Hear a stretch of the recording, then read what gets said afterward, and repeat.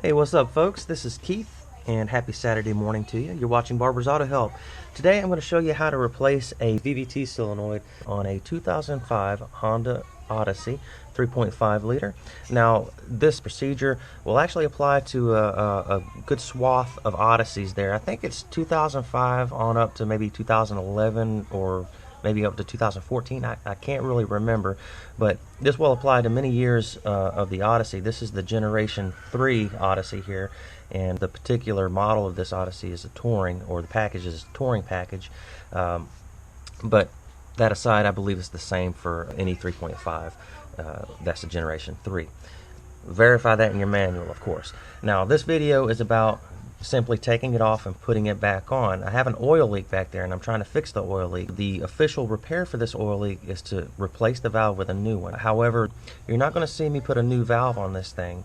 I'm actually going to do some hack engineering, and I'll place a link in the description below for that video. I'm going to do another video on that with the valve off, and I'll show you what I do to it. Now, but that video is hack engineering, and it's not the official fix. And I don't know if I'm going to be successful or not engineering this thing to where this leak will stop. So keep that in mind there. But as I said, this video is simply taking it off and putting it on. So if you have an oil leak on your VVT solenoid and you want to fix it the right way, you can use this video as the procedure for taking it off and putting it back on. You got to remove your engine cover first, and you got these two little plastic screws there. Just turn it counterclockwise about 90 degrees. Grab the cover, pull up, and it's got these little divots that the cover latches onto in the back there. Just pull those up and get it loose. Just pull your whole cover up like that. Okay, we're going to need to remove our air filter housing, the top portion of it, and you got 4 screws that hold it down. Go ahead and loosen those screws up.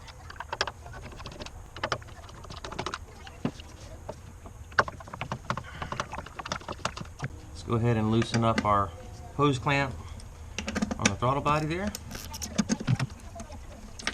You see these wires here, they're usually up under this little hook here, so you probably want to remove that first.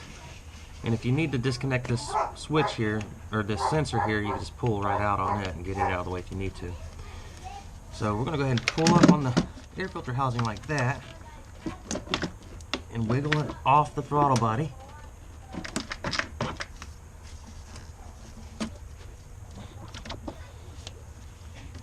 Take that clamp and move it off to the side. Okay, so the valve is right back here on the back side of this head here. That's the top part of it there, and there's your connector, and it bolts up to the back side of the head right there. Now, I'm going to sit you right back here and have you facing that way so that you can see what I'm doing. It's kind of tight quarters, so I'm going to do my best to make this as clear as possible for you to understand what's going on, but just bear with me. So we need to remove some of these hoses here, and I'm going to start with this big one here, and we're just going to squeeze our hose clamp together and pull it out. Slide it down the hose like that. Take and grab that little vacuum reservoir there. Take your hose, grab it, twist it a little bit, and then pull out on it. It should come right off. Tuck it out of the way. We got another hose right here. I'm going to take and grab it with my pliers here and twist it. I don't want to never want to cut the hose, so be careful on that. Go ahead and separate those. Just like that. Now up under here, this kind of slides on and clips into place. And I'm going to have a difficult time showing you how this works, but I'll do my best. I don't know if you can see it or not, but I have a mirror right here, and it's facing up so I can see what's going on there. I'm going to use that to assist me, but I'm going to take this pick here, it's a little 90-degree pick, and I'm going to place it on that tang and push the tang down. And I'm going to, once I got it pushed down, I'm going to slide the little vacuum reservoir out. And here's what I was pushing down on. You have this little locking tang right here. Just push it down like that, and that'll allow it to unlock from that little clip there, and you slide it off. Now our VVT solenoid is pretty well exposed and we can take it off. You got 3 bolts, one right there, and one right there that hold it on. And we'll need to disconnect our electrical connectors first, but then we'll take that off. So now we're just going to disconnect this right here. This isn't part of the VVT solenoid, but we're going to pull it up just to get some more room so we can get to that connector. And push in on that tang right there, see where my thumb is. Pull up. Easier said than done. There we go. Same thing on this one back here. Get the lighting on it for you. Squeeze that with your thumb and pull up on it. Set it out of the way. I'm just going to take a 10mm deep well with a 6-inch extension and place it on this bolt right here on this side to start out with. Go ahead and get it off and get it out of the way.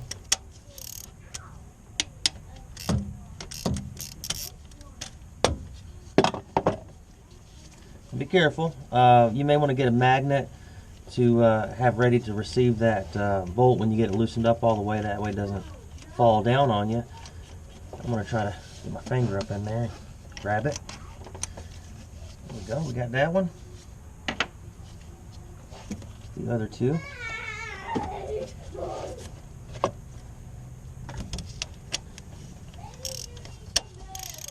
Loosen it up.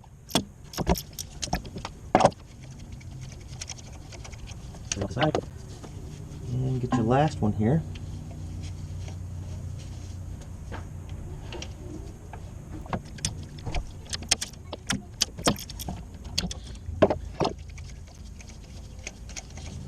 There we go, we got that one. Set it off to the side. Now it's loose. We just kind of wiggle it off.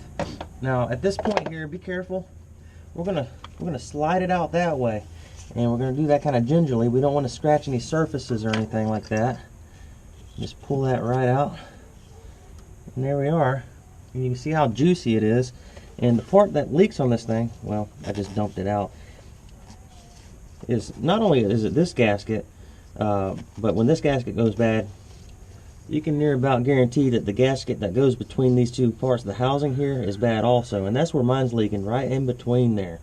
And that's the part that I'm going to try to do some hack engineering on and get away without having to spend $600 to fix this problem. We'll see if I'm successful or not, but like I said, you can watch that video down in the link there, or down in the description. I have a link there for you. And as you see, the gasket did not come off with it. It's stuck on the back side of the cylinder head, so I'll be sure to get that off. Alright, so here it is, and this is what it usually looks like when you take it off. This gasket is still inlaid in there, and you just take a pick and very gingerly pull that gasket out like so. But if you're replacing your valve, it will come with a new gasket anyway. And just as a side note, guys, there's a plug on the back side of the head that tends to leak on these too. I'll go ahead and show you that also. You may want to address that while you're in there. Get you a seal for it and replace it too. This here's where your VVT solenoid bolts up to the back of the head. There's also this little plate that bolts to the back of the head here, and they tend to leak too. So I'm going to go ahead and take that off. It's got two 12 or 13mm bolts holding it in. I'm going to take it off and I'm going to seal it up. And see, I've got the two bolts with the 12mm heads on them taken out. That is a 12mm, by the way. You also got these two 10mm nuts that will need to come off also. Now I should just be able to wiggle it off or pry it off with a screwdriver. Alright, so here it is, and you can see it's a rubber O-ring that goes around. And what you got to do is just take a pick and pick it out and put your new O-ring on there. Now, in order to get this out, I had to kind of wiggle it out. It was a little difficult, but after wiggling it for about 5 minutes or so, it popped right out.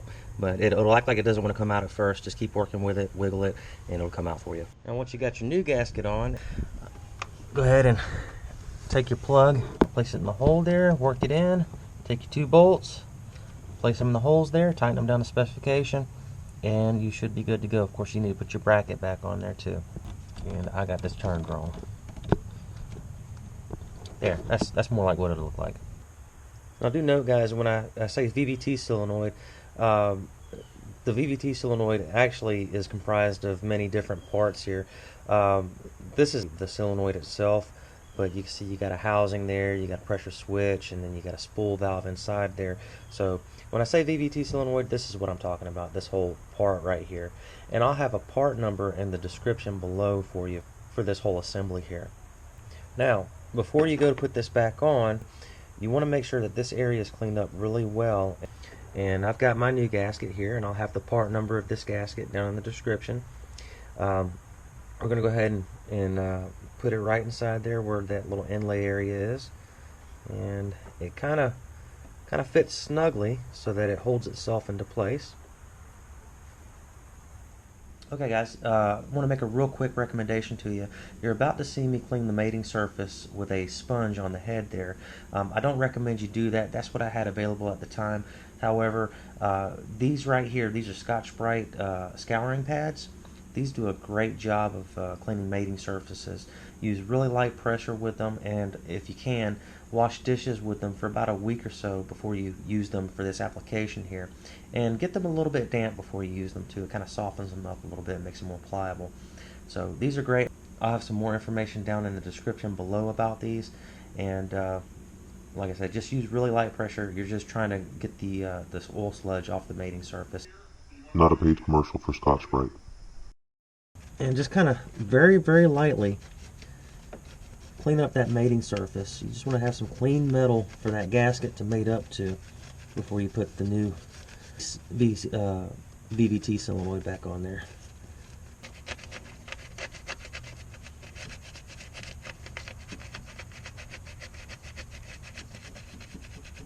Just do this very lightly. We're not trying to score the surface. We just want a good mating surface, good clean mating surface to mate up to. Once you got it buffed out pretty good there, go ahead and take a rag with a little bit of brake clean on it and get any kind of oil residue off that mating surface. That way you have a nice, clean, and dry surface. Before you try to put your new valve on, use caution. You see these little dowels right here? Whenever you go to put this onto the back side of the cylinder head, try not to scratch the surface of your cylinder head, okay? So try to get it close to the area you need to have it in and stick it on directly. Don't slide it into place. I'm gonna put that up in there like that. There we go. It's in the holes. Let's go ahead and put a bolt in. And I start them by finger. That way I don't cross thread the threads there. Bolt number 2 in there. Bolt number 3. And I'm just going to slide it into place here. And try to tighten it up by my fingers as much as possible. I'm going to have to use my socket and extension on this one because I can't get my fingers in there. And spin it down by hand. Now there is a torque specification for these bolts here. You'll need to refer to your repair manual for that.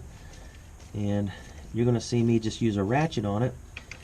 In order to properly torque these down, you need to use a torque wrench. Alright, let's go ahead and torque these down.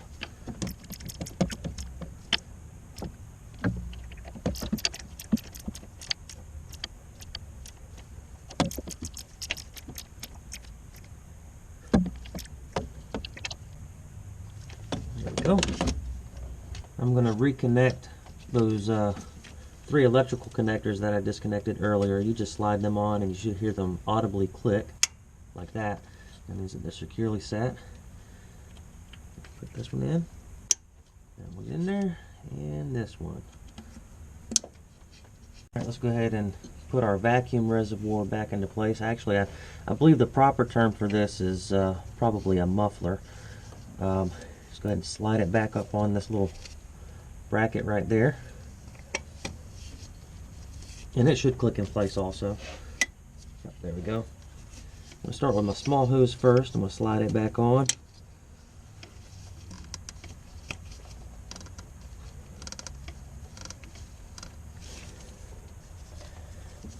And I've got my big hose tucked up under here. I'm going to take and put it on also. There we go. And don't forget your hose clamps. We need to put those back on.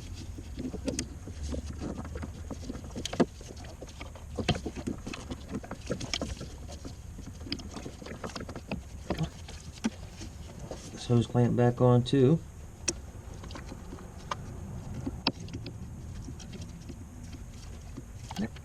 Now I'm just going to spray this area down pretty good with some brake clean.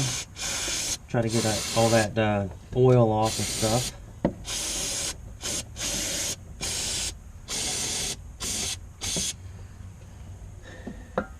And on my vehicle, I'm going to let it sit for a day, and then I'm going to crank it and check for leaks. Now, if you've replaced this whole valve assembly, you can go ahead and crank it up immediately. Of course, you need to put your air filter housing back together and your tube back on your throttle body there, and your engine cover back on. But other than that, you're pretty much done if you've actually replaced the valve. But crank it up, get you a mirror, set it down here with it running. Watch out for any like rotating parts or anything like that. Be careful. But get you a mirror, put it up underneath here, and with a flashlight, and make sure it's not leaking. Make sure you fixed it. Alright, guys, if you have any questions, comment below. And as always, please read the entire description of this video before you attempt this. If you're watching this video on a platform other than YouTube, you may need to go to YouTube, access my channel, Barber's Auto Help, find this video, look up underneath the video at the description, and read it. I'll have more important information about this in there, part numbers, things like that, and also a disclaimer in there too that you'll need to read before you do this. Thanks a lot for watching, guys.